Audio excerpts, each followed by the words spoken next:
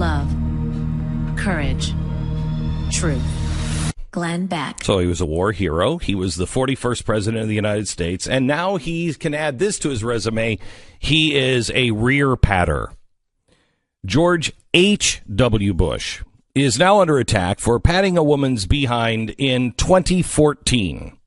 Now, I, for one, can't believe I just said that sentence, but I did. Welcome to America 2017.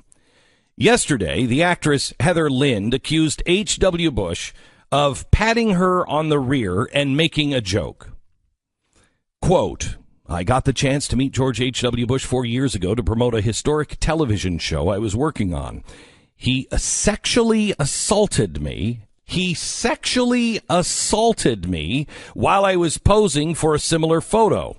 He didn't shake my hand. He touched me from behind from his wheelchair with his wife Barbara Bush right by his side. He then told me a dirty joke. And then, all the while being photographed, he touched me again. Barbara rolled her eyes as if to say, not again. Now, lock the kids up. I know we're talking about sexual assault here, but here's the dirty joke. Do you know who my favorite magician is? David Copperfield.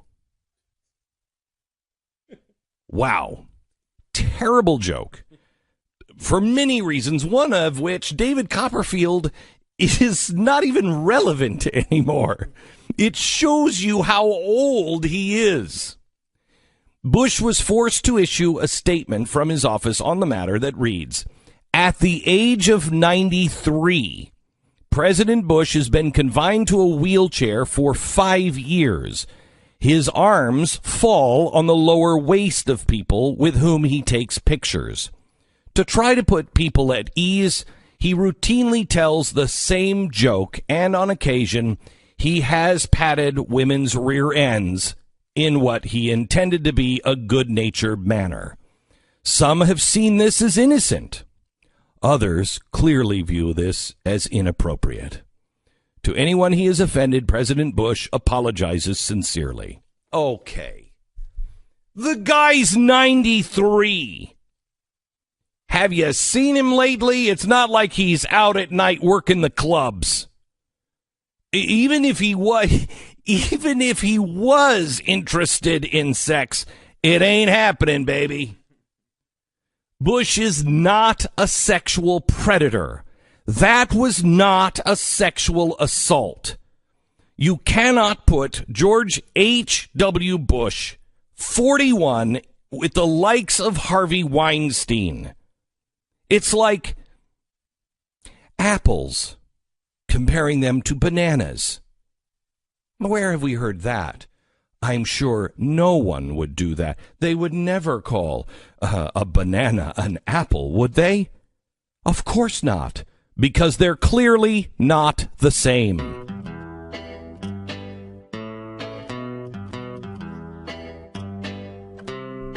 Thursday, October 26th. You're listening to the Glenn Beck Program.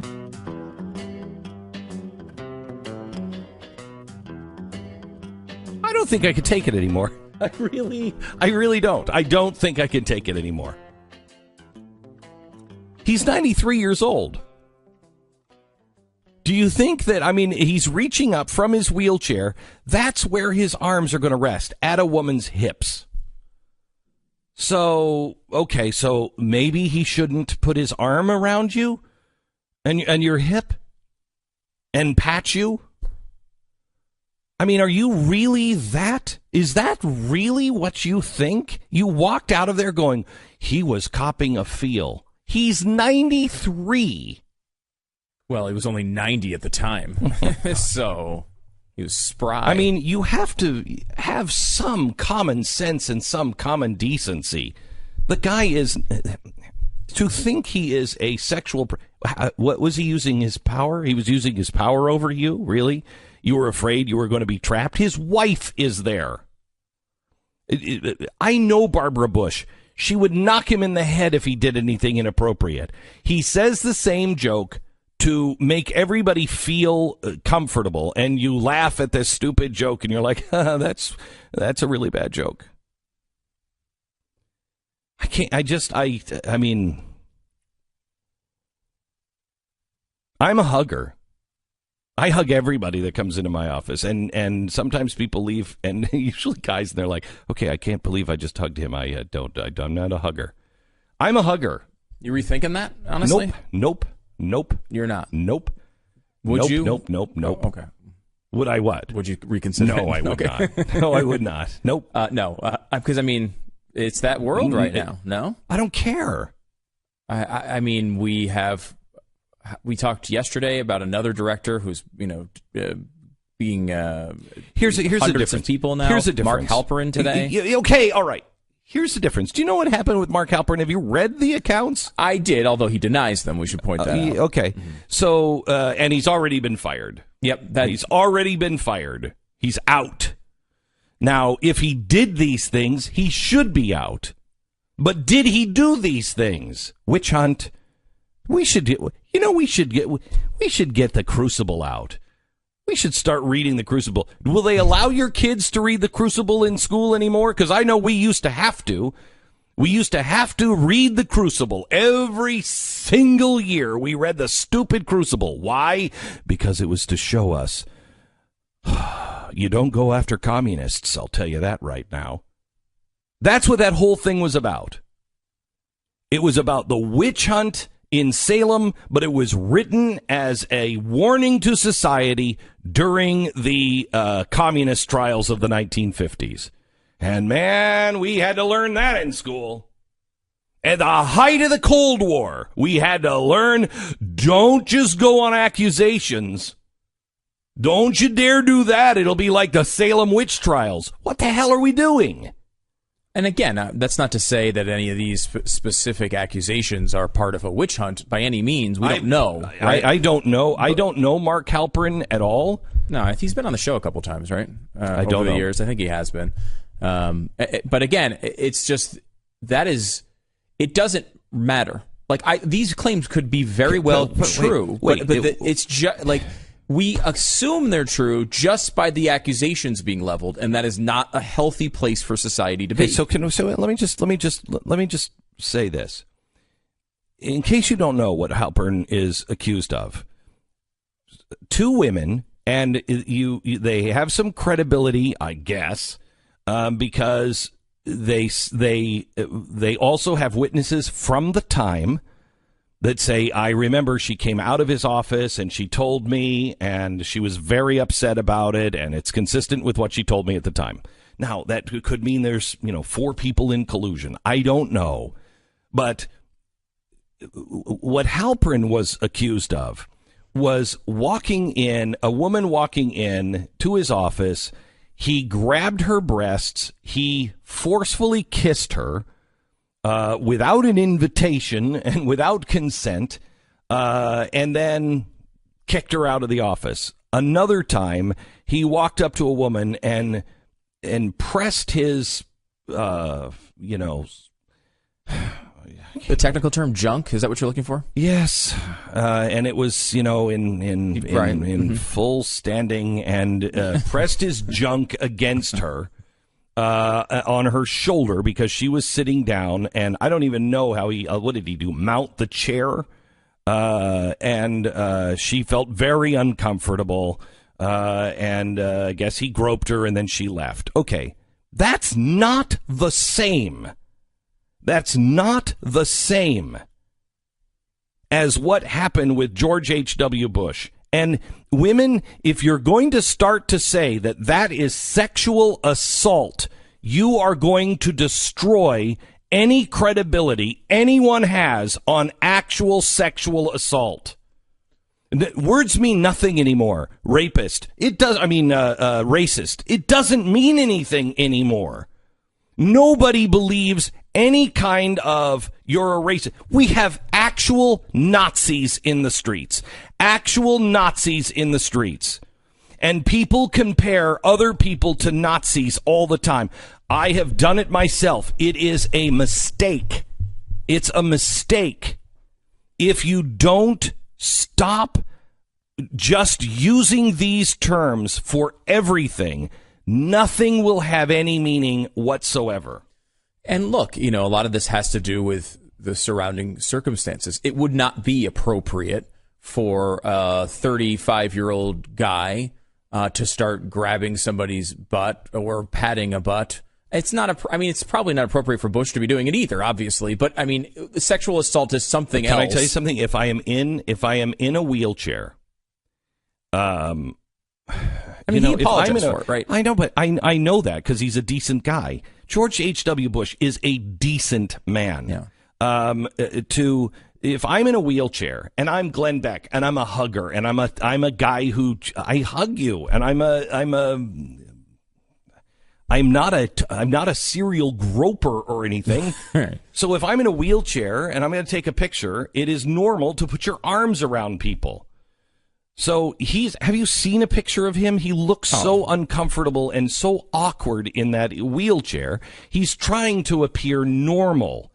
And so he puts his arms around people's hips. Yeah, and this is, you're right. It's a joke to make them feel comfortable. Right, exactly. And look, again, though, if you put that in another person, it may be unacceptable, right? But again, it all is about these circumstances. There's a picture that Ellen DeGeneres posted. Oh my gosh. Of her with Katy Perry. It was Katy Perry's birthday, and the picture is Ellen DeGeneres standing next to Katy Perry, who, as is normal practice, wearing almost nothing from her belly button to her head, but is a very low cut dress, and she has she's ample. You can see right. You can see everything but the nipple. Pretty much. Yes. And Ellen is leaning over with her face approximately 4 inches from her boobs and says, "Hey, happy birthday, Katie. Time to bring out the big balloons." Now, Ellen is a woman who is attracted to other women, too, to add to this. So it's not just... And is that sexual assault? In the era of sexual assault in Hollywood, is that what that is? Obviously not. Okay, but why? But why? Exactly. If that was a man doing that, it would be horrible. Yep. Okay, so it's another woman, but she is attracted to other women. Right. So what is the difference? What is the difference? And that is, I think, where you have where the witch hunt comes in. Because if people are actually sexually assaulting people, and we said many times, we want it to stop. We want it to stop. We want them to go to prison. We want them to pay huge penalties for that. Yes. The above and beyond that, however, there has to be a standard above a few people say it in an article.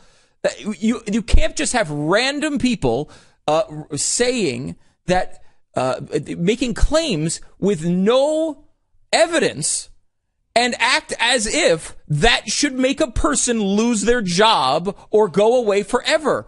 Yes, if they did it, we want that to happen, but there has to be due process. It can't just be, we have a few people saying something happened to me multiple years ago, and we all just jump on the bandwagon and say that person's a dirtbag. They may be a dirtbag, but there has to be due process to get to that point. And right now, the witch hunt part of this. Some of them may have been witches. Like, I don't know. Maybe some of them were witches. None of them were witches. The point is, you got to do more than seeing if they float.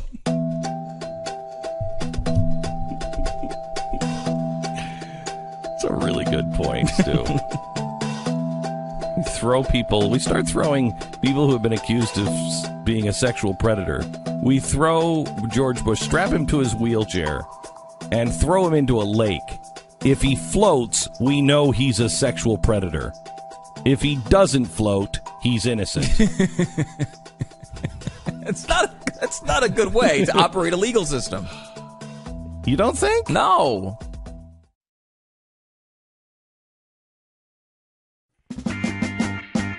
Glenn Beck. We have so many things to do. I don't know if you saw the TV show last night, but we did something on Fusion GPS that if you don't know what's really happening on this, boy, we broke it down in like 10 minutes on the chalkboard. It was really funny and really good, way for you to understand it. Showed you all the connections. showed you how crazy this thing is, and you will understand it in the end. You can find it at TheBlaze.com or GlennBeck.com. If you're a subscriber, make sure you're watching the 5 o'clock show. We're breaking down the two biggest stories of the day in a way that you can understand them and they make sense. And next week we begin with a series of chalkboards, and next week's series is What is Socialism? And we're gonna teach this in bite-sized pieces over 4 days, so you and your kids can watch it. And every night you can walk away and have a conversation on, okay, so what does that mean? What is socialism? And I urge you, do your own homework. After the show, get your kids and get online. Check that out. Show them how to look for truth. There's a lot in there, too, that how many times have we talked about socialism on the show? 50,000? I mean, yeah. But there was a lot in there that I had never heard before. Really interesting, like, parts of that whole story that go even before Marx, some of it. Oh, yeah. And socialism is in the Bible. Yeah. It's just not called it, but it's in the Bible. Well, I mean, sort of. In a bad way. Yeah. It's in the Old Testament. Yeah. It's a bad thing. But if you you look at this, and there's a whole week of this stuff, and it really explains it well. It's an entertaining presentation of it, so it's not like boring you, because I think there's a chance with something like socialism that you're just going to fall asleep. Mm-hmm. But there's so many really vivid examples of it being tried. There's no vivid examples of it succeeding, obviously, but there are a lot of examples of the way it was tried, and sometimes tried. We always think of Stalin and things like this, these really bad people who were involved in that, Lenin and Hitler and all of these people. We show you really good examples of good people. Of good people actually trying it. It's like the pizza parlor in Boston. Yeah. They just did some socialist pizza experiment, and they wanted to have a socialist utopia. It's a pizza parlor. They got $100,000 grant to open this up and pay everybody above minimum wage and do all the nice social justice things. They just closed down. It doesn't work. It doesn't work. It is a flawed economic system. Now, it might make you feel good, but it's so much better to make money and then give it away. Use the capitalist system to change people's lives in a good way. Come up with something, and they did. Pizza. By all accounts, it was really good pizza. Good.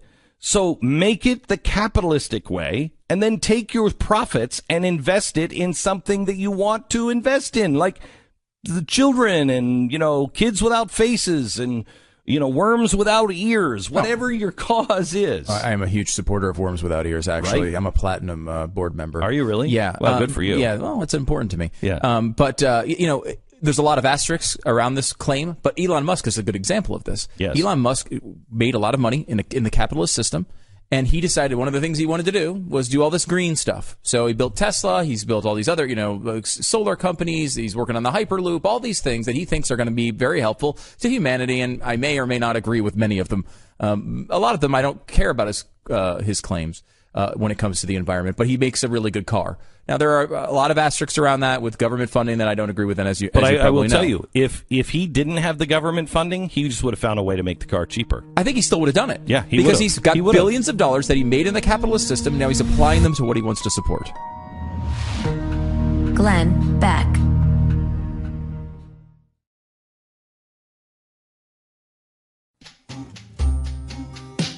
This is the Glenn Beck Program. I'd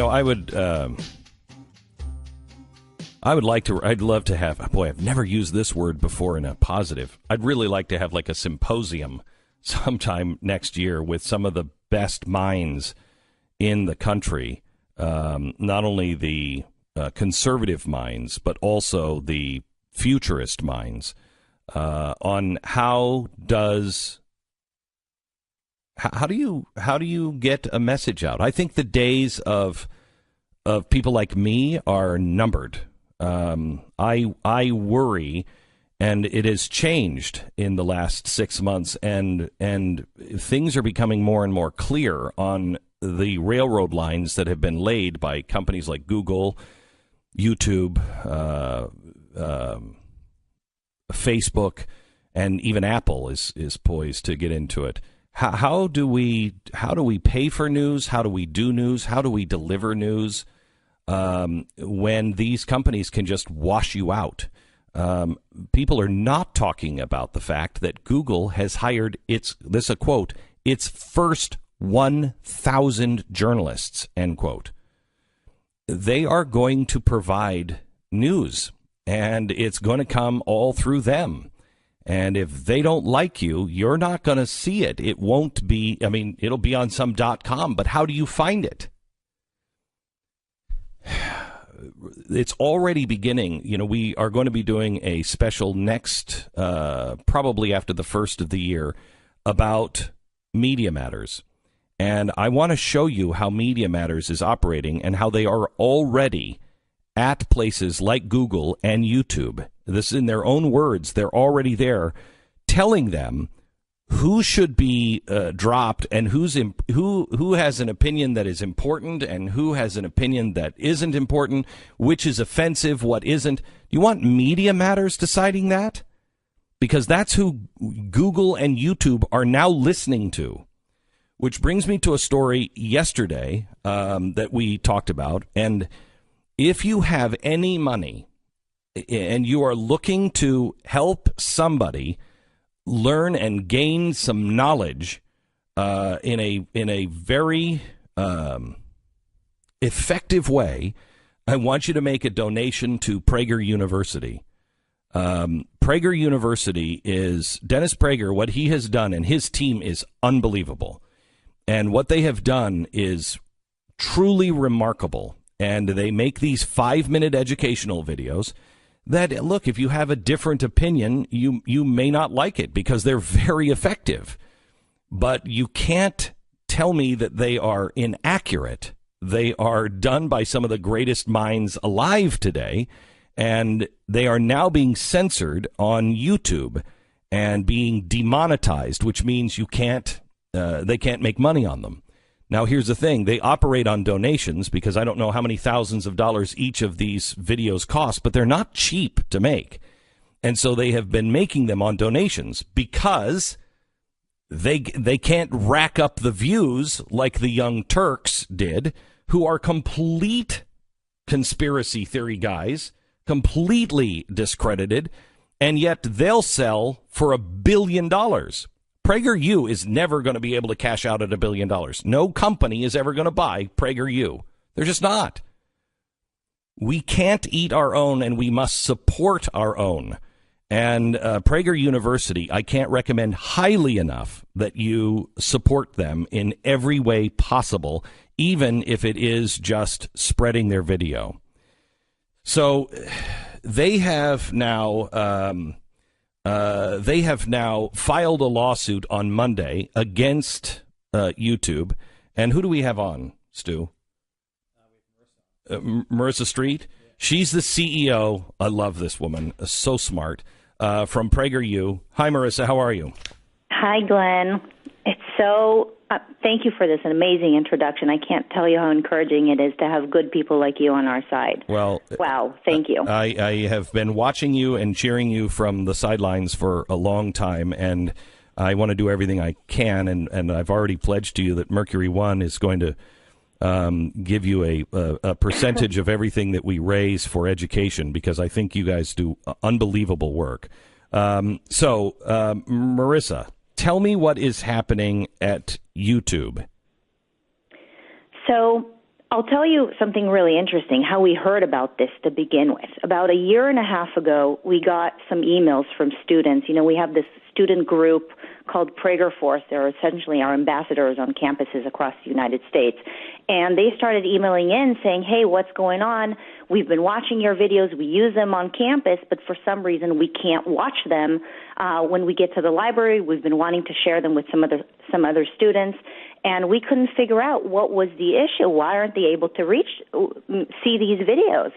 So as we looked into it, we figured out that our videos are being restricted, and they're being restricted from the exact audience that needs these videos more than ever. So the students were the ones who told us, we can't reach the videos. So we started looking into it, and we sent a few emails to Google and say we said this must be a mistake. Why would our videos be censored?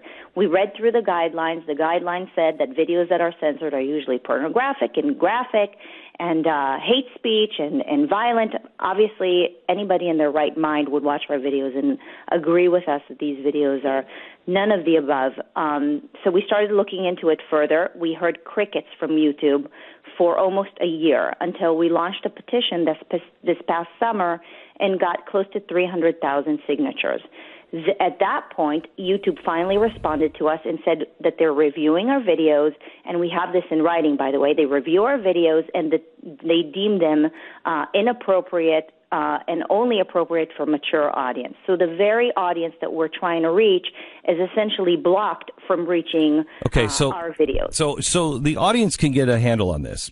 This is these are the same kind of people that say that we have to teach about transgenderism to our kindergarten classes. Yet students in college cannot handle why isn't communism hated as Nazism or the 10 Commandments, thou shalt not kill. You can't handle that. But a kindergartner can handle transgenderism. I don't understand it. Exactly. I mean, that is our exact point, and that's the point that our students and our viewership was making. So, we can't allow the left to take over the university, to take over the internet as they have done with the university. If we lose the internet, which is obviously the way people get information these days, then what's left? Yeah, this is the new Hollywood, and I mean, I think, for instance, Facebook, I think is a replacement for the telephone, the television, the newsroom, talk radio. It's all forms of communication that we have had. And if you lose in Facebook and you lose with YouTube and Google, you're never going to be found. You're never going to be found. Do you know, Marissa, we have a bunch of internal documents from Media Matters where they say they are already in-house at YouTube and Google advising them on what should be cut and what should remain. Were you aware of that? I'm certainly not surprised. I mean, from the way that they've been dealing with us, it's not a surprise to me that they have. And by the way, it's complete hubris as well. They believe that they can get away with it. They believe that people on our side won't fight. So, Marissa, what should people do? I know you filed a lawsuit, but what should people do? So, first of all, we are fighting Goliath, and we know it. Suing Google/YouTube weighed very heavily on us. Obviously, it was a very big decision, but we decided that we have to do it, and we'll take any help we can get. So we have a petition, which obviously brought some awareness to YouTube and a willingness to at least communicate with us. If you can sign the petition on our website at prageru.com, that would be immensely helpful, and share it with other people. This specific case is going to be tried in the court of public opinion as well as in the court of law, and we need you to help us win the public opinion and bring awareness. If you think about the word Google, people think that they use it as a verb, right? You can Google anything and find anything, but that is not the case. So the public should be aware of that. So we want everybody talking about it. And of course, financially, this is not going to be inexpensive. So anybody who can help us in any way, and by the way, even $5 shows me and my team that we're not in this alone. So anybody who can give anything at any level is hugely encouraging, and we need anything we can get. Marissa, I thank you so much, and your team is truly remarkable, and I would go to work for you any day of the week. I think you guys are remarkable, and I'd be proud to be an intern there with the people that you have assembled. I'm sincere. I think you've created something really truly remarkable, and you're making a difference, and I thank you for that. Thanks, Marissa. God bless you. Thank you. You bet. PragerU.com. Now, if you're a student, you cannot Google this. If you're at a university, you can't Google this and find it. This is the problem. If you are not a student, I want you just to I want you to Google a couple of things. I want you to Google why did America fight the Korean War? PragerU, and watch that. I want you to Google, what's the other one? Why isn't communism as hated as Nazism? Google the world's most persecuted minority, Christians. You watch those three things. Those have all been banned now by Google, by YouTube, and you can find them unless you have settings on your computer that you have set them so your kids can't watch them. They'll never pop up for you. If you're at a university or if you're at a government institution, you will never be able to find them. But if you don't have any filters, you're going to be able to find it. And I want you to watch those and ask yourself, why? Why would those be deleted? Why are those, with everything you can get on YouTube, how many times have you walked in and you've caught your kids online and you're like, what the hell are you even watching? How many times have you walked in on the Disney Channel? I want you to watch those and tell me what you would say if you walked in and your kids were watching those videos. I'd hug my kids. Google them and then do everything you can to support PragerU. PragerU.com.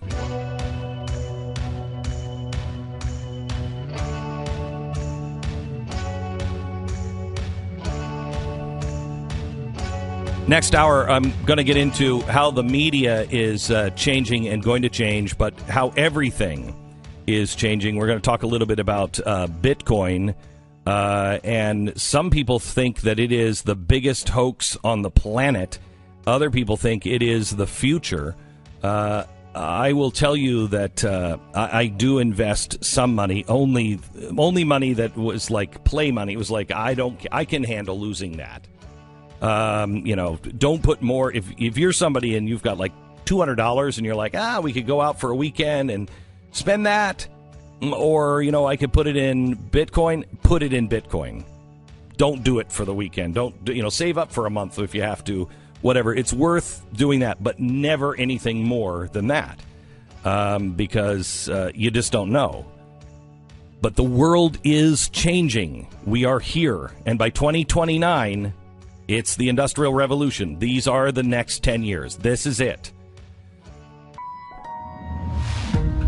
Glenn Beck.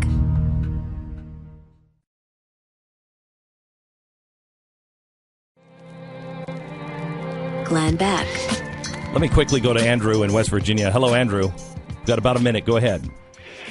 Hey, I completely agree with the issue that you don't want Google and YouTube doing what they're doing.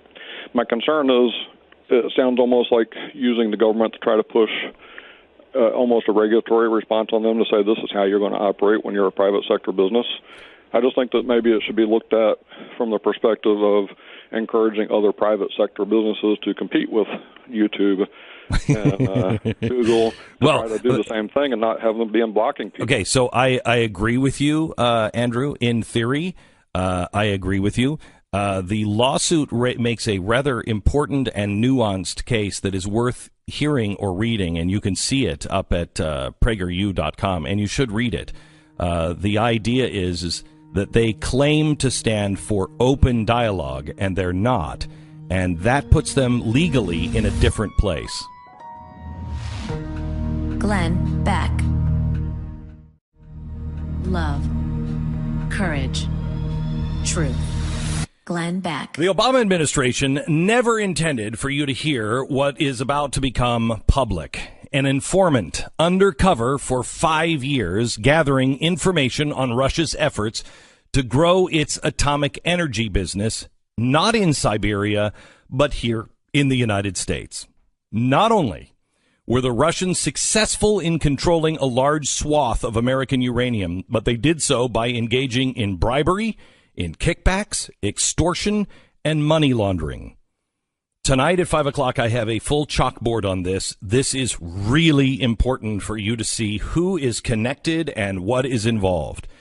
In Russia, They probably call this business as usual, but in America, we have one word for that type of venture, and it is this: illegal. According to an article in The Hill last week, the FBI was aware of all of this before the Obama administration approved the deal, and a big source of their evidence came from this undercover informant. Now, up until, I think it was yesterday, all we heard on this was whispers and rumors. But last night, the Department of Justice cleared the way for an informant to speak to Congress. Now, why wasn't this done years ago?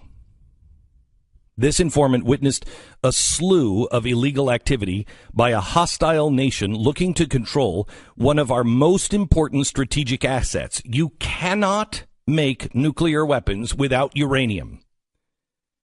It is one of our most protected resources. It kind of sounds like that would be relevant. But it has been 8 years since he went undercover with the FBI, and Congress hasn't heard a peep. So why did Eric Holder and Loretta Lynch stonewall Congress from hearing the informant's testimony? He literally had a Department of Justice gag order on him. Not to keep him from telling, his girlfriend or his neighbor about the, super cool time, as an FBI, he was a spy. But to keep the truth from you and Congress. Now, why would they do that? Well, let's see. According to The Hill, when Hillary Clinton was Secretary of State, Russia routed millions of dollars to the Clinton Foundation, and Bill Clinton collected hundreds of thousands of dollars in Russian speaking fees the week she was making the decision. This is all allegedly part of the Russian efforts to influence the U.S. government to approve the uranium deal. The informant's attorney said that her client will be able to shed light on, quote, what all the Russians were talking about during the time that these bribery payments were made. Well, that kind of puts this gag order into new context, doesn't it? You want to fully understand this story? It hits the chalkboard at 5 o'clock today, only on TheBlaze TV. Get your popcorn ready. Things are about to get interesting.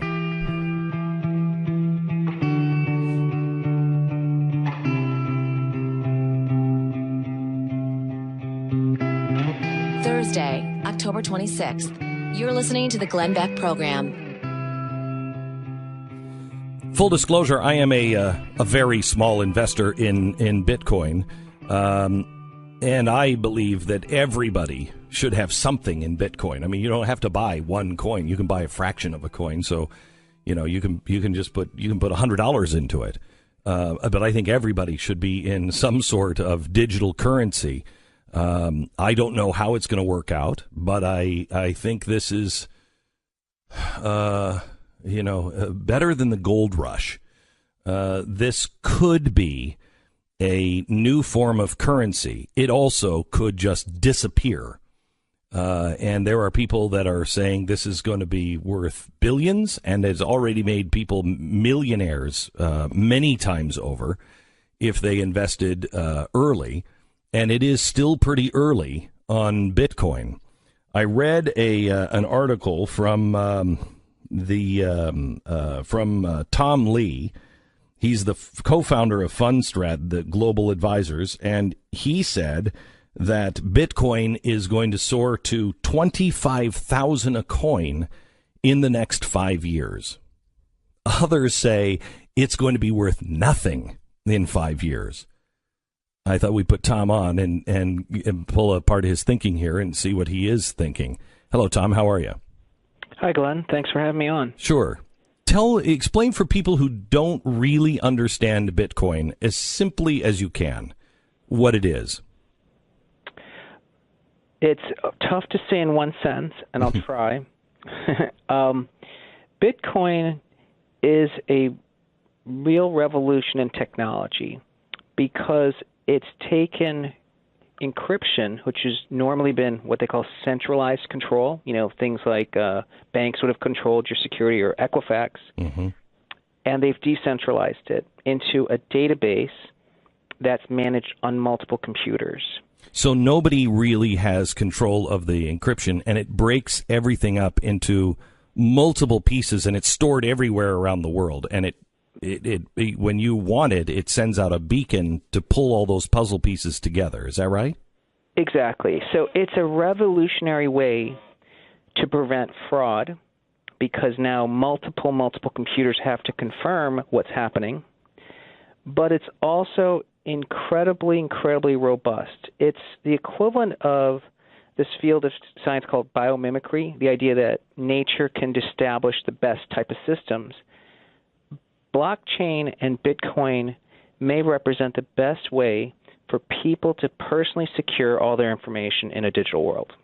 Okay, so now that we're looking at a world where paper is becoming more and more meaningless, literally and figuratively.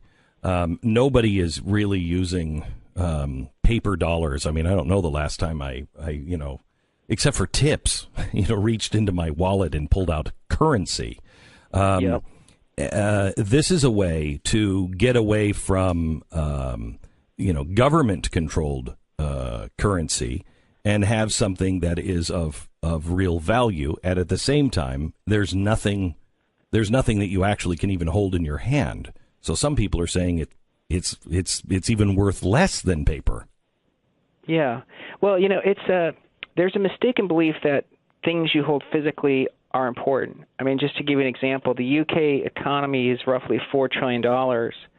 They only circulate 77 billion pounds worth of currency. The UK economy is essentially all run on digital money. Right. For every pound, there's almost $1,000 of digital money. Digital money and securing money is really the first logical application of blockchain, because you can prevent what they call the double spend problem, that someone could say, hey, I have a dollar here, and then they try to spend it twice. With blockchain, the network says, no, that you're trying to double spend it. We've got 1 million computers that say it just traded hands already. So, Tom, why do you think that Bitcoin, and do you think it's going to last? Why do you think Bitcoin's going to go up to 25,000 in 5 years? That is a massive jump. Yes, it's actually by design. So what's been the developers of blockchain didn't want to enrich only people who invested and created the network. They wanted to create value for all the users. It's the nature of blockchain and how the miners work. But Bitcoin acts so well as a digital store of value. I think for your older listeners, they might say, oh, I own gold. They need to think about how the millennials view their life, and they view Bitcoin as an authentic store of value, and it's for 7 years it's never been hacked, so it is the most uncorruptible network. If Bitcoin captures just 5% of the market for alternative currency, so not money or not financial markets, but just alternative currencies, it would be worth somewhere between $25,000 and $55,000 per unit in 5 years. And it's a conservative estimate, arguably, because, one, we're saying only 5% of alternative currencies. If we say 5% of all currencies, the number is significantly larger. Okay, so Tom, a couple of things. First of all, it's at, what is it today? 5,900. 59. Yeah, it's around 5,900. Yeah, okay, 5,900. It was at 1,100 this spring, so it is already just gone crazy. When you say it need to have 5%, it's hard to buy things with Bitcoin. I mean, there's not 5% anywhere close to 5% penetration just in America. How do you see that happening in the next 5 years? Well, in 5 years, the way we're going to engage and use digital coins is going to change dramatically. Already young people use Venmo and PayPal, and these are essentially alternative money platforms anyways.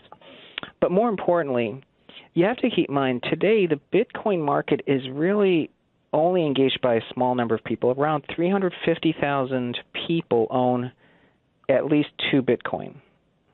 Remember, there's 7 billion people in this world. It's not even owned by any institutions in a large way because most institutions don't know how to actually take possession of a digital coin. It's what we call a custody issue in our business. So it's early days. I think the move from 1,100 to 6,000 is actually, we have a model which says take the number of active users and as a function plus how much they're spending every month. That's explained 94% of the move of Bitcoin since 2013. So the move from 1,000 to 6,000 is just because more people are using it. So it's not that people are coming in and investing in it. It's people that are actually using it. Exactly. It's actually transaction volume has justified the rise in Bitcoin. And so if we were to use that as a way to look ahead 12 months, you can easily get to values around 10,000 by assuming the user growth drops by over 80%. So in other words, if we grew at roughly 200% this year, if you grow at a hugely decelerated rate next year, you still end up with a big rise in Bitcoin's value. I mean, I got to say, Tom, your predictions are already flawed and discredited. As I see here, you've made a prediction in this article that in the short term, we think Bitcoin will reach 6,000 by mid-2018. And between October and now, that's already happened. This is really happening quickly, isn't it? That's right. And we had published that forecast in August. And at that time, Bitcoin had grown its user base by roughly 500% over the past 12 months. And we said it would only grow 50% in the next 12 months. So we had a 90% deceleration of user engagement. And it still got to $6,000. So I think... So, Tom, how is where are the hurdles here? I mean, from people just rushing into something and then a government saying, no, we're not doing this. Do you see real hurdles? I mean, one of the first hurdles was it can't be corrupted. So we know that now. That's right.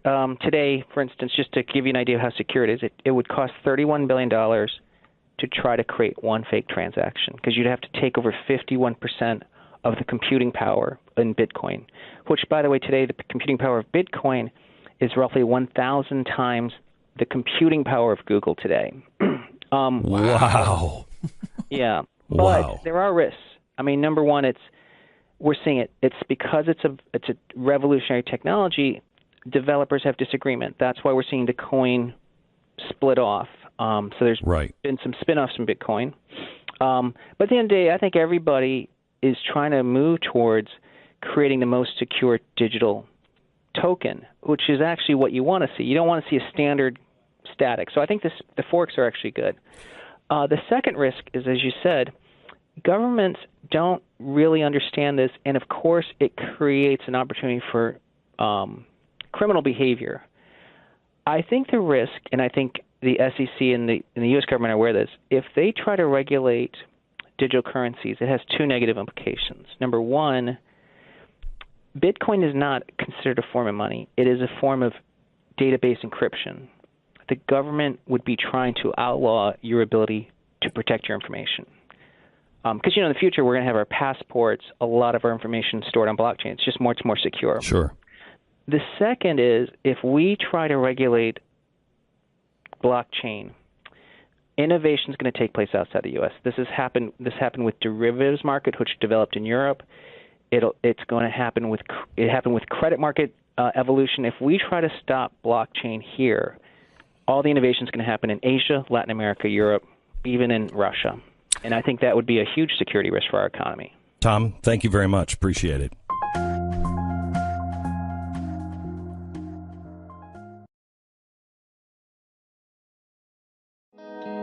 Glenn Beck. We were talking about Bitcoin, and I think a lot of people have no idea what the heck it is and why you'd care. By the way, I don't get any money from Bitcoin. I'm a believer in Bitcoin, but only insane amounts. And I use Xapo.com, XAPO.com. That's how you can buy it and have a bank account. Yeah, and again, people are like, well, I would put $100 in. What's the value? Well, if it goes down by 80%, which is possible, then it's only worth $20 and you've lost $80. Not a huge deal. But I mean, if you had done that in 2015, that same $100 would be worth, $3,000, $4,000, $5,000 now. How much if you put $100 in it now? Let's say $1,000. Let's put $1,000 in it now, and he's right, and it's $55,000 per Bitcoin. Yeah, that's his top. It's about by 2020. It's about 11 times what it is now. So I mean, any money you put in there, you'd make 11 times your money if this is right. And these are really big projections. I don't necessarily know if that's going to happen. What my philosophy on this is, what are you going to go out and blow on a really nice weekend? Let's say you want to go do some really nice weekend. You want to stay someplace, or you want to skip one weekend. Skip one of those really nice things and just put that money and put it into Bitcoin and just let it sit there. I mean, at worst, you missed a really good weekend that might have cost you $1,000. So put that in there because you don't care if you're going to lose that. And then just let it ride. It's gone up 30 times since Donald Trump came down the escalator. That's how recent this is. 30 times your money. But quickly, the thing that I think this audience would like is there's a limited amount of them. You can't inflate because there's a limited amount of them. It can't. They can only print so many. Glenn Beck.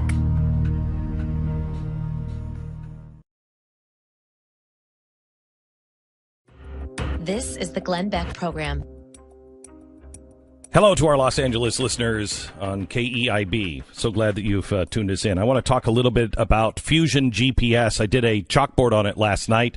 It's a really funny chalkboard. You should watch it. You can find it at glennbeck.com or TheBlaze.com on Fusion GPS. But I want to go over that. And today I'm going to do another chalkboard on the Uranium One scandal because it's really important that you understand that. But let me quickly go over some of the facts of Fusion GPS and why this is important and how this all ties in. And there are no good guys, and you were the last one to know. Because of the New York Times, the New York Times is saying that Clinton and the DNC lied to the American people for the last year on this. It's a stunning article coming from the New York Times. It is an absolute indictment on the corruption of the DNC and the Clinton administration. Here is what we now know, and we only know this because of a federal subpoena for Fusion GPS bank records. Now, Fusion GPS is a firm based in Washington, D.C. that does opposition research. So if you're looking for research, you're looking for the dirt on somebody, you go to these guys, okay? They hire people all over the world to dig up dirt. Okay.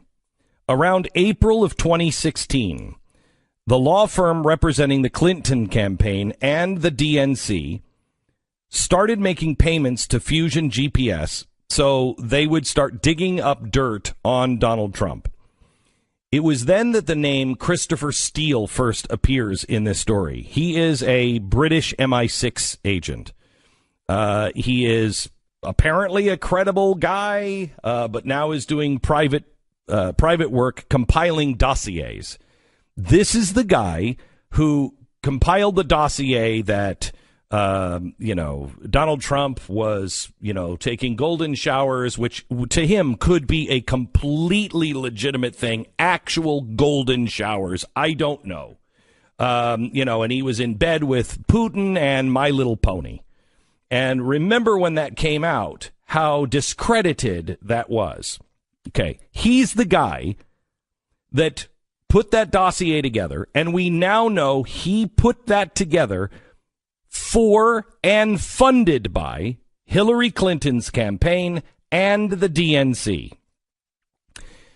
Once he had this dossier, he then took it, gave it to the Clinton campaign, and then gave it to the FBI.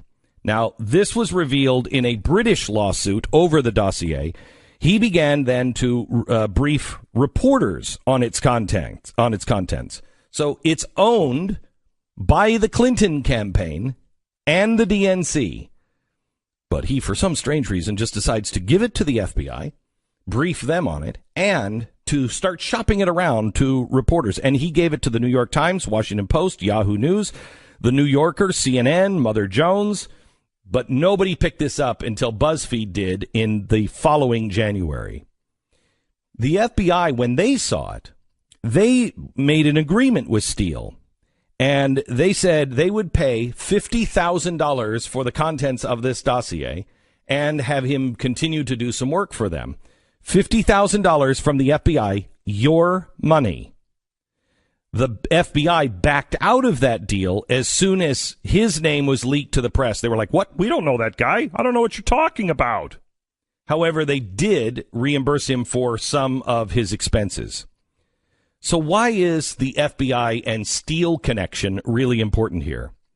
Because CNN reported via anonymous source that the Steele dossier was used as part of the justification to get the FISA warrant approved. Now, FISA is a secret court that if you think something bad's going on, you can go to this secret court and they can issue all kinds of what traditionally we would have said illegal things.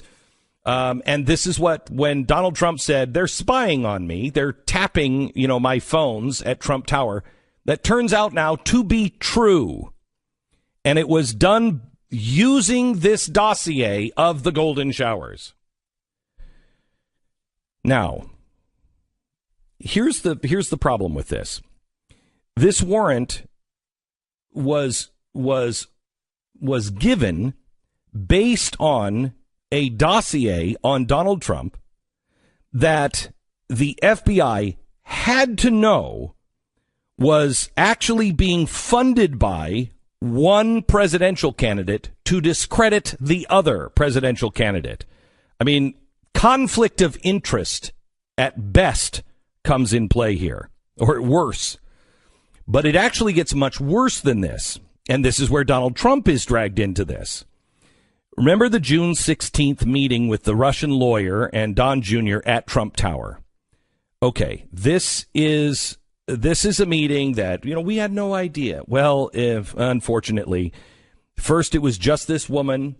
Then we found out it was another guy, and then another guy, and then another guy with an attorney. We now know for sure that one of the guys in that room is a Russian immigrant that was has admitted to having Soviet counterintelligence.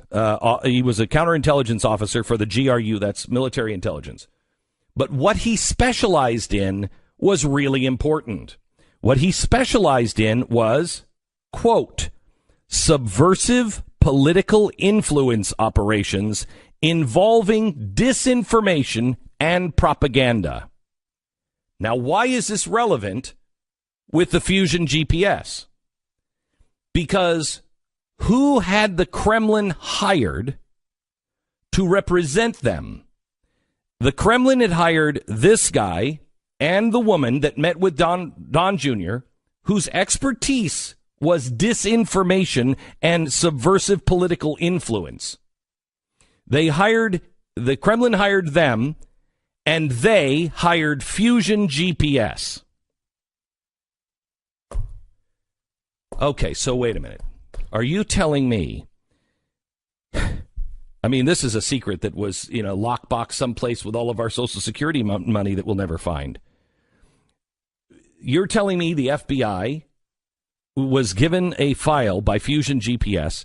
They got a warrant. They saw that this company was coming in, Fusion GPS, with these two Russian spies that we now know are Russian spies who had subversive political influence operations in their history, meeting with the guy who wants to be president, and they don't think that maybe that this dossier might be tainted because they're working with the Kremlin? So the FBI misses the Clinton campaign They missed the DNC connection. How did they miss the Kremlin connection? I mean, is there anybody at home? In both scenarios where they just missed it or whatever, if the FBI didn't know about the connections to the Clinton campaign and Russia, or if they did know it and they used that information anyway to get a FISA warrant, there's some serious trouble here. There's trouble for Donald Trump. There is big trouble for Hillary Clinton. There's big trouble for the DNC. And there's even bigger trouble for James Comey. Because Comey, unfortunately for him, was asked under oath. Do you know anything about these guys? Listen. The chairman mentioned that Fusion. Are you familiar with Fusion? I know the name. Okay. Are they part of the Russian intelligence apparatus? I can't say. Okay. Do you agree with me that if Fusion was involved in preparing a dossier against Donald Trump, that would be interfering in our election by the Russians? I don't want to say. I don't want to say. Okay. You know why he doesn't want to say? Because he knew that Fusion did that dossier. He knew it came from Steele. He approached them and said, here's a dossier. Now, did he ask who funded that dossier? Did the FBI want to know who's behind gathering all of this evidence? Because it was Hillary Clinton's campaign that was funding all of this. And it was Fusion GPS. And if they knew that that dossier came from the Clinton campaign and they were using it for a FISA court, and he also knew, Lindsey Graham's question is really important. If they would have used, if Fusion GPS used and created this document, which we now know is true, wouldn't you say that is the Kremlin trying to influence our election? I'd rather not say. No, the answer to that is yes. But you'd rather not say because it incriminates the FBI. Here's the thing, guys. Do not disregard Russia. Putin is playing a long game, and he is separating us. He is trying to get us to be either for Hillary Clinton or against Hillary Clinton, for Donald Trump or against Donald Trump. Instead, we should be for the rule of law over the rule of the jungle. This is the most corrupt story I have ever seen in my lifetime. And this ties again to what I'm going to lay out on a chalkboard tonight at 5. The beginning, we're going to do a whole week on it. The beginning of the Uranium One story. The Russians now own 20% of our uranium because of bribery. We know that now because a gag order has finally been lifted. And it opens up a whole can of worms on Clinton and what she and Bill and the Clinton Foundation were doing. This is massive. If CNN wants to prove that they actually do call an apple, they better change their ways right now. Because this story is not just about Donald Trump. This story is not just about Hillary Clinton. This story is about the Russians. It is about the FBI. It's about all of them. And all of them are corrupt.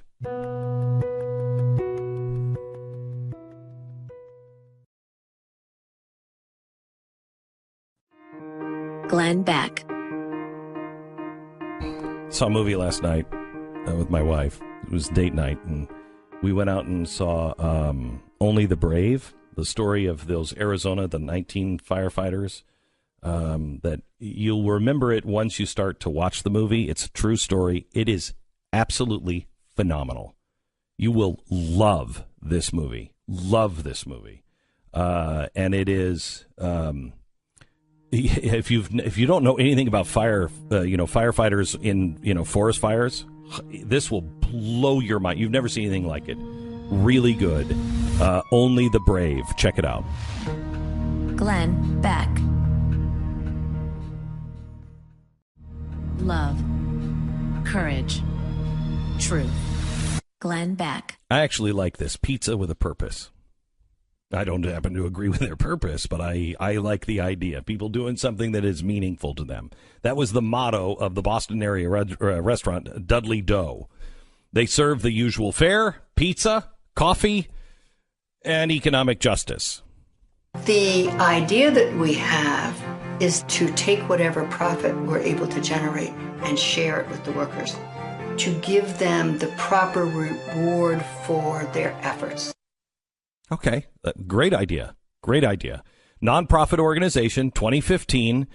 They wanted to test out their ideas of economic justice and fair wages. 2 years after the opening, we now know the results, and it always ends exactly the same. Dudley Doe is closing their doors. By all accounts, the pizza was really good. It was fresh. It was the social justice part of the business model that was rotten and didn't work. Now, they started out with something that most people don't have, a $100,000 donation from the owner of the New England Patriots. But since they weren't intent on really making any money, the business failed. That's the problem. You have to be motivated to make money. If you're not, it doesn't work. There's no penalty. There's no downside to you. It's why social justice doesn't work for the banks. And that's exactly what was happening back in 2008. Social justice. Well, they're too big to fail. You're just too little. Dudley Doe had some nice ideas, I'm sure, and they made sure they paid their employees more than minimum wage, and they donated pizza for daily tutoring sessions, and I support it. That's great. But what would have been nicer is for the employees and the clients, if they were still able to go to work and be able to have the pizza that they liked. Here's what people need to understand. Making money is not evil. It is the love of money that is. Money is just something that enables you to do the things that you care deeply about. Now, this is a fact that capitalist-minded people that have businesses, they better get this, or they're going to go out of business. And capitalist-minded people, they are able to share the money and success to exponentially more people if they just make a good product. If Dudley Doe struck a good balance between taking care of their community and taking care of finances, taking care of their business, they'd still be in business today, and they'd be doing good. So let's learn the lesson from Dudley Doe. Social justice is worse than anchovies on pizza.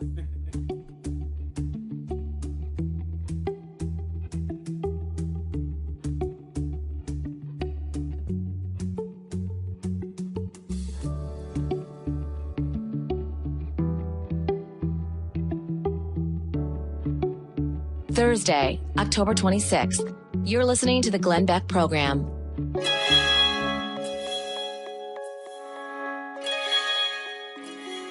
We have told you the story about Tiffany, whose last name is kept confidential for her own safety and security.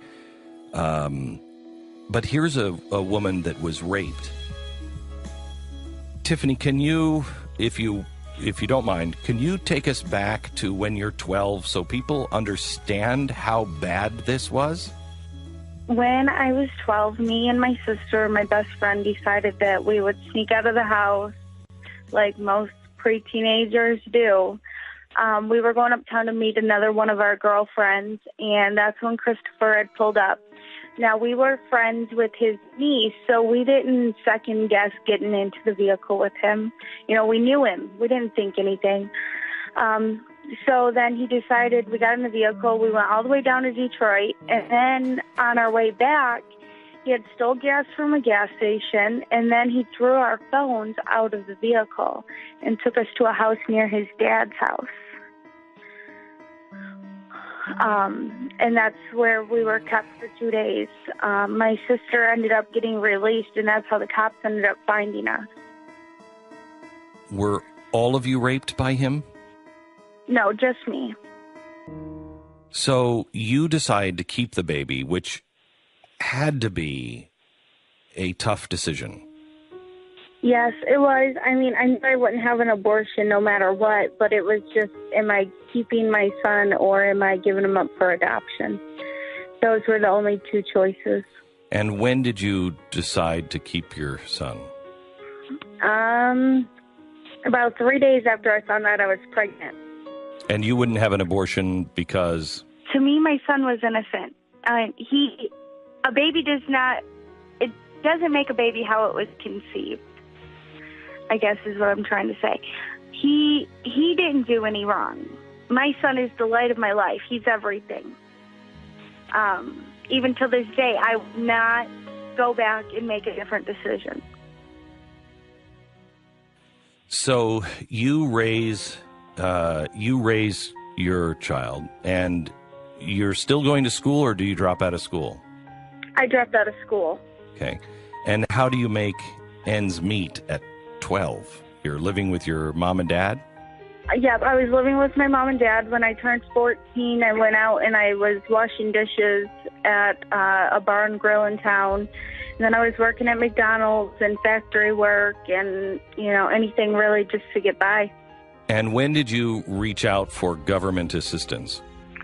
I've actually been on government assistance since I was 18 years old.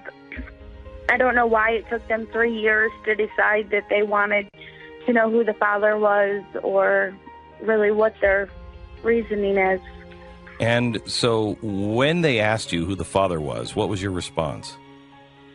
I told them, because they told me that if I didn't comply with the survey online, that they would take my government assistance away. And did you tell them that this was a rape? There was no way to tell them because it's all on the computer.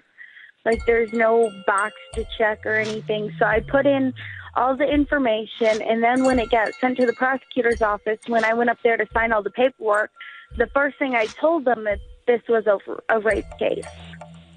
And they said, well, this is still standard procedure. We still have to do this.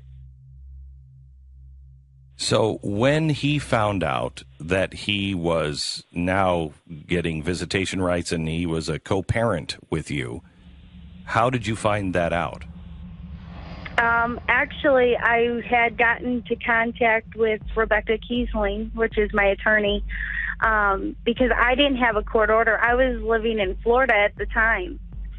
So I had called Rebecca, or Right to Life, and they gave me Rebecca's number. When I called Rebecca, she went ahead and got a copy of the court order, and that's when we found out that he had joint legal custody and visitation rights. Has he made contact? Through his niece, yes. Have you... His niece had texted me and asked, hey, Chris wants to know if he can see his son. Oh, my God. Yeah, so it was a little scary. Okay, so the last judge came out and said, okay, wait a minute, I didn't know that this was a rape case, and so they were going to open it back up again. Are your attorneys telling you that there's a pretty good chance that his rights to the child are going to be taken away? That's what we're hoping. Thank you so much, Tiffany, for sharing. And is there anything our audience can do besides pray for you? Nope. There is a GoFundMe page that one of my good friends set up because the courthouse gave the rapist me and my son's address. Oh, jeez. So now he knows where we live. So you're looking to move and raise some funds? Yep, so that way we can relocate, so that way he can't know where we live. He doesn't have our address. Let's rock her world. This is an audience that can just change people's lives in 10 minutes. Let's rock her world.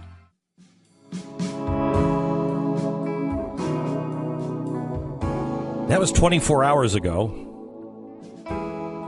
She had in her GoFundMe page that a friend had set up a few days before, she had about $270. In her GoFundMe page, I just checked, because of this audience, she now has $76,231.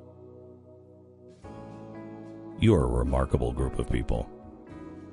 Truly a remarkable group of people. How that will change her life. She wrote to you. I just want to say thank you so much.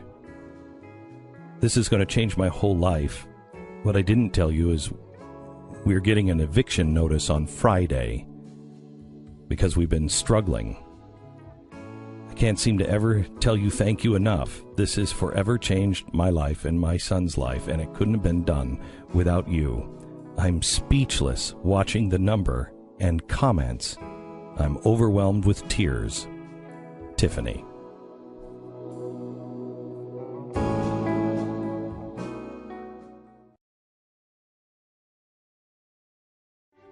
Glenn Beck.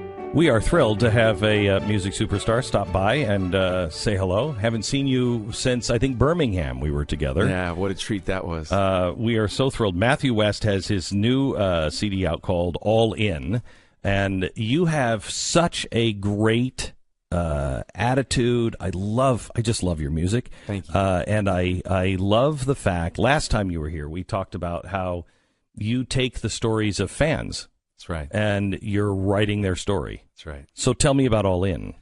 Well, it's been an exciting season. I started this year, for 6 weeks, I went to a cabin not far from my home in Nashville, and it was actually a cabin that was built by the great country singer Alan Jackson, and he built it as his creative retreat. Oh, nice. And then sold the property off to some people that I know, and they said, hey, we want you to go write your songs there. So every day for 6 weeks, I started off at this cabin, and I wrote the songs for this new record. And you know, my faith is very important to me, and one thing that I've done in my personal life is every year I sort of just spend some time at the beginning of the year just praying and seeing if there's a certain theme that's going to rise up in my own personal life. And I felt like the theme was in two small words, but put together it's a mighty message. All in.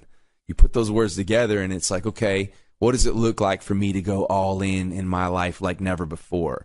For me, I'm driven by the thought of I want to reach the end of my life with no regrets. Now, I know that's next to impossible, but if that's my aim, maybe I'll have a few less regrets than I would otherwise. And so really every song on this record was inspired by the question of me in that cabin every day before I picked up my guitar, just kind of asking God, what are the areas of my life where I've been phoning it in, where I've been coasting, where I've been going through the motions? How could I go deeper in my life? Show me those areas. Where were you coasting?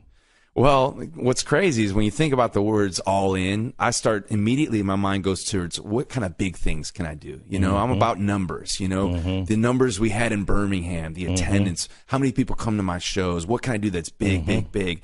But I felt like God kept redirecting my attention to the small and saying the little things are the big things. So for me personally, if I'm being totally honest, I felt like God was showing me inside the four walls of my own home. Yeah. And saying, Matthew, it's time for you to go all in like never before as a husband to your wife. We've been married 14 years, but I felt like, what if the next 14 years could be even better than the first?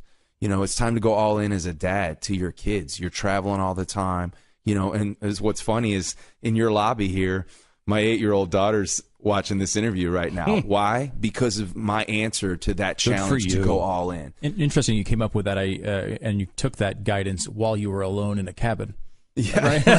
Exactly. Well, for me, I do so much talking in my life that I start to realize how rarely I actually listen. And I found like when I finally stop and like listen long enough to, you know, hear what maybe God's trying to tell me, man, something special takes place. And then so it is interesting. I come out of this like silent retreat and I come out of it like just fired up, man. I come out fired up to make the most of, not just the songs that I sing, but the life that I'm living, and hopefully these songs inspire others. I think that's the same message he's given me. Stop, listen, quiet, right. Small things. Just do the small things right. Yeah, do the next right thing in your life. Just master one small little thing. That's right. And it's remarkable how game changing that is. I was talking to some friends, and I said, I wonder if we're not. I may have even used the words "all in." I wonder if we're not all in like Peter was. Yeah. But I wonder if we were all in like Peter before the cock crows, right, or after. Right. At one point he was all in. At one point he just said he was all in. Yeah. You know what I mean? And I think most of us are, before the dawn, Peter. Yeah, that's one of my favorite stories in the Bible of and you think about it, like Peter was this guy that was so hot and cold. There were moments where he was like, top of the line, like just unwavering in his faith and devotion. And then the next minute he's denying that he even knew the guy that he said he served. Right. But then when he was so defeated after what he had done, he denied knowing Jesus. He went back to this defeated life and said, I'm just going to go back to being a fisherman. Mm-hmm. And I remember, I think that's one of my favorite moments, because I think there's a lot of people who at one point in their life, they were all in. Like we had that innocence of our youth where anything was possible. The whole world was ahead of us. And then what happens? Man, we make some wrong choices. A job doesn't turn out the way we want it to. A dream gets taken away from us. A spouse gets taken away, or something that we love, or someone that we love. And little by little, I feel like our sights get lowered. Yeah. And we stop dreaming. Yes. We stop dreaming, and we start just defeated, thinking the best of me is behind me. But, I guess with my songs, maybe I'm just as desperate as anybody else to be reminded that, no, man, the best is yet to come. The minute you decide I'm going to go all in and make the most of the time I have left in this life, the best is not behind me. Mm-hmm. It's ahead of me. I will tell you, as you're talking, I keep thinking of Frank Sinatra, because a lot of the Frank Sinatra songs, My Way, That's Life, all of that is, and I love a lot of the Frank Sinatra songs because of that. It's like, what are you doing? What are you doing? What are you doing? Just stop it. Just do it. That's right. Just do it. You're your biggest obstacle, man. That's it. You're your biggest obstacle. I love there's an old comedy sketch with Bob Newhart where he's got a patient. He's a counselor and a therapist, and this lady starts telling him everything that's wrong in her life. He goes, okay, I'm going to give you some advice. Are you ready? Yeah. And he says, write this down. And he goes, stop it. Just stop thinking. She's like, but I think I'm afraid of this. Well, stop it. If only it were that simple, but I love that advice. Stop it. You know what? I think it actually is that simple. It might be. Yeah. You're right about us being our greatest obstacles. Yeah. And I'm that way as well. And so these songs are my own personal reminder to go, man, what are you waiting for? Go all in. Yeah. It's I read a great quote the other day. It said, life is actually really simple. It's people that are complex. That's right. It's Matthew West. The name of the CD is All In. I don't even know. CD, is that, I may feel like a really old man saying that. You're holding the only CD. No. Yeah, I know. Like nobody, I don't know anybody that has a CD. I hand it to my daughters and they're like, What's this? What is this? I know, it's crazy, isn't it? Matthew West, All In. Matthew, thank you so much. My pleasure. God bless. Thank you for all of the help and support throughout the years. It's incredible what you're doing. Thank you. Great man. Thank you. Matthew West, All In.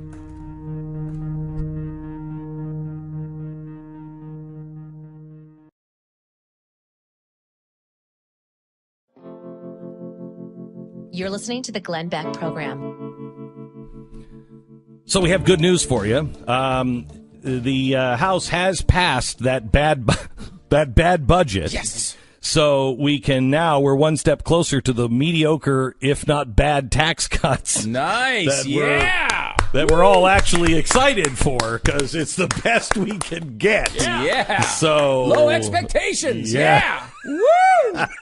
It's really exciting, isn't it? Oh, Paul Ryan is out. 216-212, by the way, was vote. 20 Republicans voted against it. But that isn't really important. When it's a controversial item like that, you'll get the votes against it to as long as it stays above that break-even point, you'll get a bunch of votes against it. So now it goes to the Senate, and God only knows what the hell the Senate will do. I don't even know if they're still in session. Yeah, I know. I don't even know if they even show up anymore. I have no idea. Ben Sasse, however, is a senator, and if for anybody who might be losing hope, and losing hope in America, yes, I do see Paul Ryan currently giving a speech where he says, "This is going to reignite the American dream." I don't know if I buy that one from Paul Ryan, but let's not shoot too high. Give me a few dollars back, I'll be happy. Like if you can just get that done. Yeah, let's listen to what Ben Sasse said yesterday.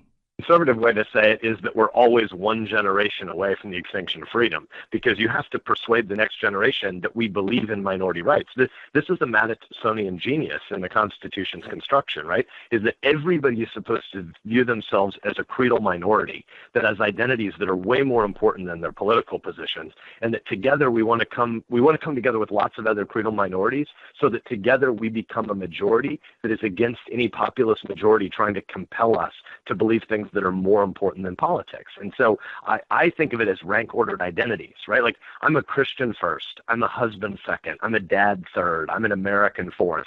Then I go down that list, and I'm a conservative, and I'm a Nebraskan, and somewhere like 37th on the list, I'm a Republican.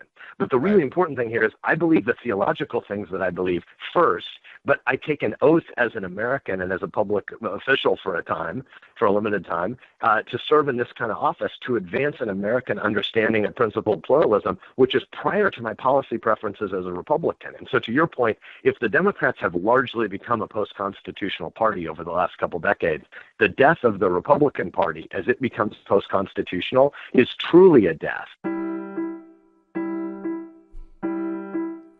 Wow. You know, we just talk about that or fake news.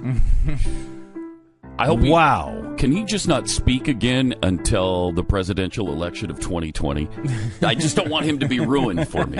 Welcome to Pat Gray. You know, I don't think he's going to. He is. I don't think so either. But how many times have we been disappointed? Way too many. But Ben Sasse seems like the real thing. No, wait. Now, hang on just a second. He's just talking. Mm-hmm. So we're usually not disappointed in people talking. We're usually disappointed in people doing. Yeah. So, but he's really good. He can make the point. He's humble. He's funny. He's relatively normal for a nerd. I mean, I really like him. And he's a really deep knowledge about the way the founders wanted this stuff to happen without being a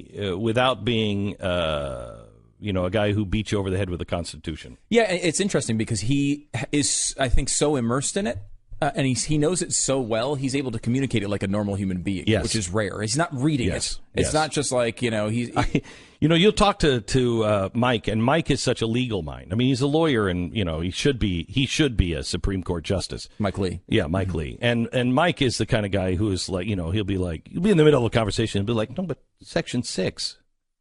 What? What are you? What? And he's sincere, and then he'll catch himself. Oh, I'm sorry, I'm such a freak. And then he'll put it. Ben seems to know. I don't know if he knows it as well as Mike Lee, but he knows it. He knows how the system is supposed to work, and that's nice because usually they get there and they're like, yeah, it's not supposed to work this way. And 3 weeks later, they're like, this is the greatest way it is. This is the way the founders wanted to. They were all money-grubbing, greedy, bribery drunks. Yeah. And he seems to have missed that. Do you take this out of him, Pat, as well, where he seems to actually be, unlike every other politician, or at least most of them, a well-rounded human being? Yes. Yeah. Yes. Mm-hmm. He seems to have like other interests. And he's got a way of conversing and connecting with people, which Ted Cruz didn't really have. Everybody liked what he was saying, just didn't like the way he was saying it. And so it kind of left him cold. They didn't, because they left him cold. Yeah, because he is. I mean, once you get to know him, he's actually really funny. Yeah. But you don't get. You usually would. He's the kind of guy that you'd be at the party with. And everybody would be standing around going, why is that guy always here? And if you're close enough to him, you figure out why he's always there. He's actually probably the life of the party without anybody knowing it. He's a funny guy. But you just don't, you're like, it's going to take work to find that. Yeah. So. And nobody wanted to do that work this last time. No. Nobody wanted it. No. So, Pat, first of all, we'll get to some of the stuff that you wanted to get to, but let me ask you this. The Uranium One and the fusion GPS stuff, this isn't going to go well for Hillary and the Democrats. I don't know. Is it going to gain the momentum needed to see that all the way through? Donald Trump. I hope so. Donald Trump was wrong today. He said this is this generation's Watergate. Yeah, Watergate in the modern times or something. And he's wrong. Watergate was a cover-up of a failed break-in.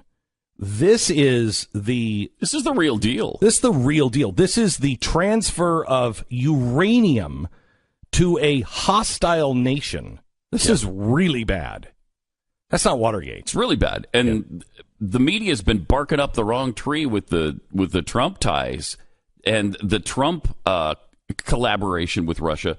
And this whole time, it was really the Clintons and the DNC. Well, it's weird. It's amazing. We don't see the world as it is. We see the world as we are. Yeah. And it's interesting how the DNC and everybody saw Trump as getting in bed with Russia. Well, that's because they're not seeing the world as it is. They're seeing the way they are. They did it. Right. So why wouldn't everybody else do it? Yeah. Are you guys excited, as I am, about the release of the secret JFK files today? I am. Yeah. We're finally going to get to the bottom of Rafael Cruz's involvement in this thing, and I can't wait. Yeah. He's already in Argentina. He's already left the country. He has. Yeah, we're going to have to track him down because he's scared today. Yeah. They won't say what time that's going to happen, but I actually, how long have we heard about this? I know. We have 40 years. We have a guy because there's thousands of papers. There's like 100,000 documents coming out today. Oh, is it that big? Oh, yeah, it's huge. Wow. But we have a guy who has been researching this forever, knows what to look for, knows the names to look for and everything else. Really? He's spending all day. He's going to be on with us tomorrow to tell us what's in there that he could find in 24 hours. That'll be great. Have you guys noticed the sexual harassment thing continues to grow too? Mark Halperin now? Yeah. Gone at NBC? It's amazing. He was stepping away for a couple of days, and then he's quite out. A few days. Yeah, now it's forever days, apparently. Pushing your member against women in the workplace. Is that good or? It's I'm going to say not advisable. Oh, really? Yeah. Guys, have we ever? Let's have a debate. For or against? Can I ask you a question? Have we ever known anybody like that in our workplace? I don't think so. I don't think so either. I don't think so. It sounds like it's everywhere. Even elsewhere where we've worked someplace else. Have we ever maybe it's just that we just don't hang around those kind of guys. I have to tell you that Sarah just in my ear just said, Jeffy? No, not in reality. Jeffy, like Jeffy doesn't have a member. He is a member. Right. That's right. It is, though. I mean, it seems so rampant in all these different industries. Yeah. And, I mean, look, this is obviously has been a problem for a long time, forever. Yeah, right? because these allegations come from the mid to late 90s with Halperin, right? Yeah. And they're not recent. And I don't know. No, yeah, most of them are. It was when he was back at, I think, ABC. He hasn't been there in a decade. But it's incredible, like how all these people who have preached against this stuff. I mean, Harvey Weinstein released a documentary about rape culture in colleges. Harvey Weinstein, the Weinstein Company, released a documentary about rape culture. Wow. Do you think he ever watched it?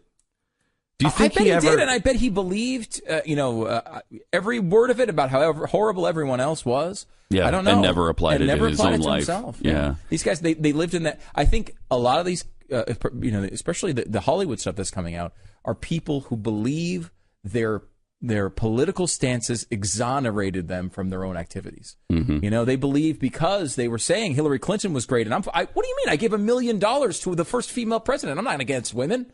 They bought their own freedom, out of those situations, I think. Yeah, it doesn't work that way. No. It's not the way salvation works. No? No, you can't buy your way out. No, I mean, if you pay enough, you can, right? No. You could serve and serve. Even if you give $1 million? No, and you could even go start to build rape clinics. That would do it. Yeah, no. Okay, if you just do one rape, still holding it against you. What if you're a bundler for a Democrat? That's okay then, right? You can do whatever you want. And you do sophisticated movies on the side. Okay, no, that's good. That's good. No, it's actually clear. No. What if you give Ben Affleck a career? What if you did something like that? That that is the straight gateway shoot to hell. That's a laundry shoot to hell. You're standing there, and all of a sudden they're just like, shove him in the laundry chute. Well, that's where we put the angel costumes. I don't even know where it goes. Just shove him in the laundry chute. Have you guys gotten to serial assaulter George H.W. Bush yet? Oh yeah, and his high crimes. Yeah, we started there. I mean, that's frightening. Have you seen the way he sits in that wheelchair? Yes. Yeah, he sits at a level where he's right near your butt. Right. You think that's by accident? And his legs. Yes. And his legs. Definitely, yeah. And his legs are open. He's doing what do they call that crime now for men? Spreading? Man spreading. Yeah. He's doing that. I mean, he is totally guilty of that. He is practically Jack the Ripper. Did you hear what he had to say about it, though? 93 years old, this guy said... That's not an exact quote. It's just I'm paraphrasing. That's a good impression, though. But it was sad. It is sad. It was sad. The woman said she was sexually assaulted by him.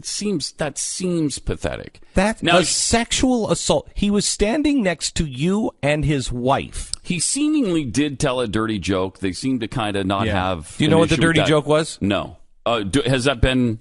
Talked about? Okay, so I have not heard. Okay, so they're in a lineup. Yeah. They're in a lineup. Okay. He puts his arm around Bar. Mm-hmm. Okay, and he's at waist level, so he puts it at her waist. He puts his other arm around the other girl, waist level. Yep. Barbara says he tells the same damn. You could hear Barbara say this. He tells the same damn stupid joke every time to put people at ease. And what he does is he puts his arms around, and then he says, "You know who my favorite magician is? David Copperfield." Who, by the way, does, apparently. Yeah. He cops a lot of feels. So that's a really bad joke. Yes, it is. Okay, and then he patted her, on the hip or on the butt. He patted her, and Barbara looked at her and rolled her eyes and went like, "Oh, geez, there he goes again." And that was sexual assault. That's sexual assault. Oh, my gosh, that's pathetic. Look, it's obviously not appropriate and not something he's 93. Right, but he's 93. Like, there was a major lawsuit with Taylor Swift, right, where that was kind of the accusation that he, some guy, but he was in his 30s, right, is patting her on the butt, and it's not appropriate. But again, like, what is this line? This Ellen DeGeneres photo, it fascinates me. Oh, yeah. You seen this? No. It's amazing. She posts this on her own Twitter feed, and it's Katy Perry's birthday, and she's 6 inches away from her boobs, as they usually are with Katy Perry, kind of popping out of her dress, and she's staring at them, and she says, "Hey, Katy, happy birthday! Bring out the big balloons." Oh, man. She's got her face literally 4 inches away from her breasts. Yeah. I mean, she likes women. What Right. I mean, what is the difference? Why isn't that harassment? And she's powerful. Yeah. She's powerful. Makes Ellen careers. could make your career or destroy your career. Absolutely. Now, is that sexual assault? No, it's not. Thanks, Pat. Pat Gray Unleashed on the Blaze radio and TV networks every day. You should listen to it and watch it. Well, not every day. Well, yeah, he's not Saturdays and Sundays. He doesn't usually So show that's up. not every day now, is it? No, it's not.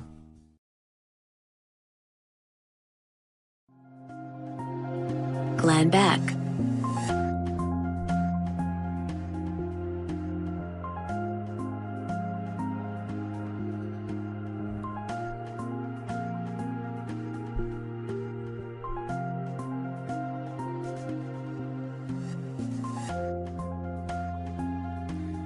Uranium 101. Tonight, 5 o'clock, only on the Blaze TV.